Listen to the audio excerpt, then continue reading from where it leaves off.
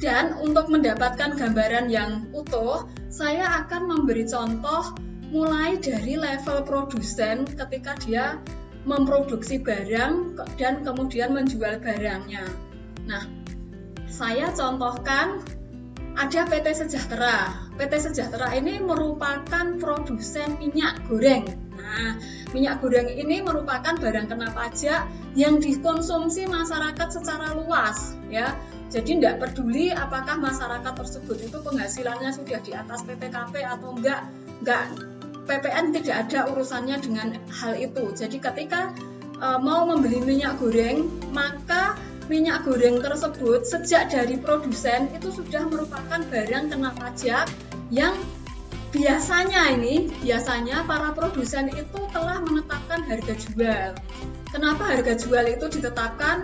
Supaya di pasaran tetap bisa bersaing. Pedagang tidak seenak-enaknya sendiri menaikkan harga barang untuk memperoleh keuntungannya sendiri, tetapi di sisi lain barang tersebut tidak bisa bersaing dan tidak laku terjual. Maka biasanya produsen itu menentukan harga tertingginya. Jadi nanti di suatu titik di pedagang pengecer dia tidak boleh menjual harga minyak goreng ini melebihi harga yang telah ditetapkan produsen. Produsen dalam memproduksi minyak goreng ini telah menetapkan harga jual termasuk PPN 1 kilonya itu sebesar, saya contohkan 22.000. Nah, 22.000 ini berarti sudah ada harga pokok plus PPN. PPN-nya 10%, berarti harga dasarnya itu berapa? Harga dasarnya berarti 22.000 kita bagi 11 kemudian kali 10. Nah, itu DPP-nya. Berarti DPP-nya itu 20.000. Kemudian PPN-nya 10% 2.000. Maka harga jualnya menjadi 22.000.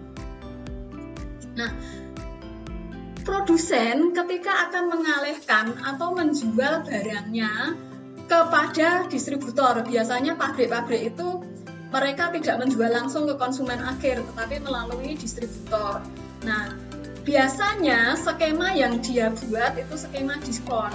Jadi, kalau harga tadi, harga 22.000 per kilo tadi dijual ke distributor dengan diskon 8% misalnya.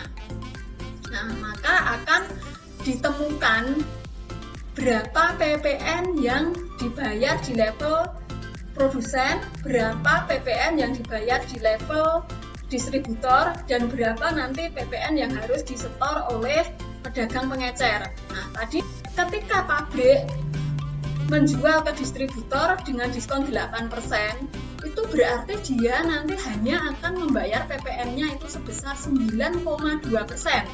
Ya, jadi bukan 10%, tapi 9,2% dari harga jual yang tertinggi tadi. Ya, dari harga jual yang tertinggi. Nah, kemudian distributor ke toko. Nah, distributor ke toko yang nanti toko itu akan jual eceran. Distributor ke toko itu dia juga memiliki skema diskon. Misalnya dia bisa memberi diskon 3% ke toko. Maka di level distributor itu akan membayar PPN-nya itu juga bukan 10% dari harga jual yang ditetapkan pabrik atau harga jual yang nanti akan dibayar oleh konsumen akhir, tetapi hanya dari marginnya saja. Kalau tadi dia memperoleh marginnya kan dia kan 8%. 8% kemudian dikurangi 3%. Maka dia marginnya dia itu akan dikurangi sebesar 0,5% untuk membayar PPN. Jadi PPN yang dibayar di level distributor itu sebesar 0,5% dari harga jual, ya, dari harga jualnya. Nah, kemudian sekarang di level toko-toko. Nah, di level toko-toko, di level pedagang eceran itu biasanya sudah tidak bisa memberi diskon lagi karena dia juga marginnya sudah sangat kecil, ya, marginnya sudah kecil. Maka dia akan menjual minyak goreng tersebut ke konsumen akhir itu sebesar harga jual maksimumnya. Ini saya ambil maksimumnya. Maka konsumen akhir saya begitu datang ke toko membeli minyak 1 kilo berarti 22.000. Nah, dari 22.000 itu berapa ppn yang harus disetor oleh toko? Nah, itu hanya sebesar 0,3% saja karena tadi kan marginnya cuma 3% dari distributor. Nah, untuk hitung-hitungan angkanya, ini saya akan dari atas lagi ketika PT menjual ke distributor. Nah, harga barang tersebut minyak goreng itu 22.000. Kemudian diberikan diskon itu 8%, yaitu sebesar 1.760. Maka harga netonya, harga yang nanti ditagih termasuk PPN itu 20.240. Nah, kemudian kita cari DPP PPN-nya. 20.240 kita bagi 11 kalikan 10, maka ketemu 18.400. Itu dasar pengenaan pajaknya. Kemudian PPN yang harus dibayar itu sebesar 1.840 ya, atau equal dengan yang tadi saya katakan itu sebesar 9,2%. Itu di level produsen. Nah, produsen sendiri tentu dia sudah punya banyak faktur pajak masukan atas bahan baku dan pembelian lainnya dalam rangka memproduksi minyak goreng tersebut. Nah, saya nggak akan menunjukkan berapa PPN kurang bayarnya, tetapi untuk PPN keluarannya dia adalah sebesar 1.840.000 untuk 1 kilo minyak goreng. Nah, kemudian di level toko harga minyak gorengnya itu 22.000. Kemudian akan diberikan diskon sebesar 3% ke toko. Itu sebesar 660 rupiah, sehingga harga netonya itu sebesar 21.340. Kita cari DPP-nya juga, dasar pengenaan pajak pertambahan nilainya, berarti 21.340 kita bagi 11 kalikan 10, ketemu 19.400. Kemudian PPN keluarannya itu sebesar 1.940.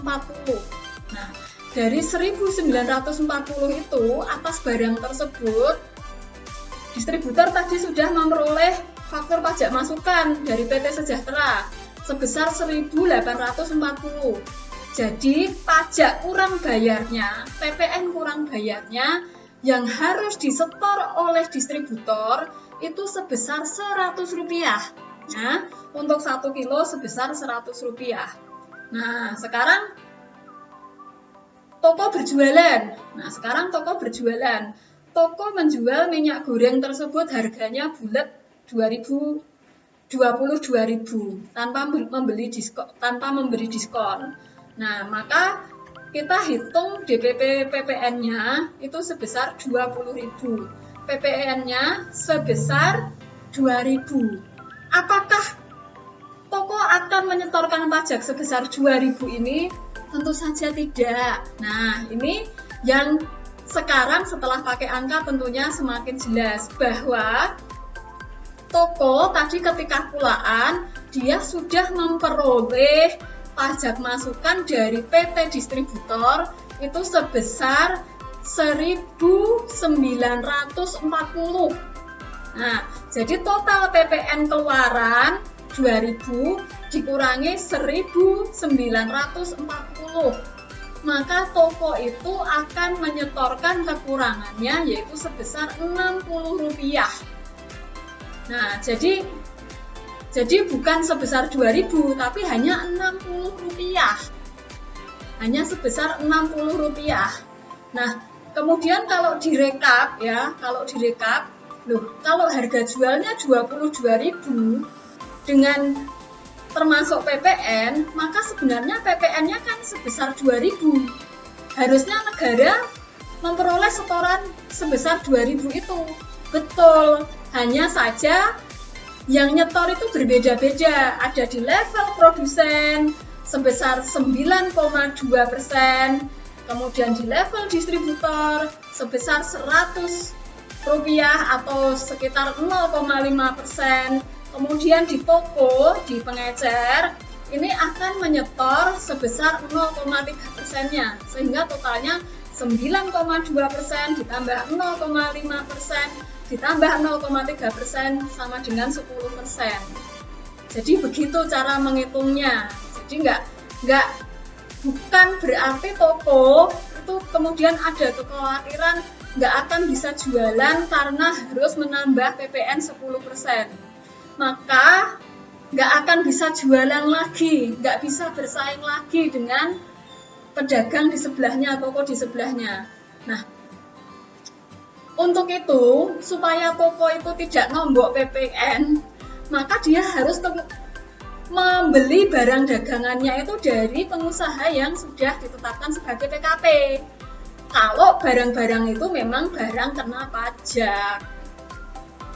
Gitu, supaya dapat mengumpulkan pajak masukannya. Nah, itu tadi gambaran yang sudah sangat lengkap tentang bagaimana cara membayar PPN di level pedagang pengecer. Nah, pedagang pengecer sendiri jangan takut untuk menjadi pengusaha kena pajak. Pedagang pengecer sendiri diatur dengan kemudahan-kemudahan, tidak harus membuat faktur pajak standar dan lain sebagainya. Jadi nanti laporan PPN-nya masih bisa menggunakan kolom pajak keluaran yang digunggung, dan itu sangat sederhana sekali. Hanya saja omset dalam 1 bulannya benar-benar harus rapi, harus dihitung dengan benar, jangan sampai ada yang kelewatan. Itu yang bisa saya sampaikan. Semoga sudah tidak ada kebingungan lagi di masyarakat, khususnya di level pedagang pengecer. Nah, kalau memang Bapak Ibu ya, omsetnya memang sudah melewati batas 4,8 miliar, ya ayolah sekarang saatnya kita memberanikan diri untuk dikukuhkan sebagai pengusaha kena pajak. Karena dengan Anda telah dikukuhkan sebagai pengusaha kena pajak, Anda nanti omsetnya itu bisa tidak terbatas. Jadi perusahaannya akan semakin berkembang. Tidak bingung lagi mikirin nanti harus bayar PPN dan lain sebagainya. Tidak, yang akan dipikirkan lebih fokus yaitu bagaimana caranya meningkatkan penjualan.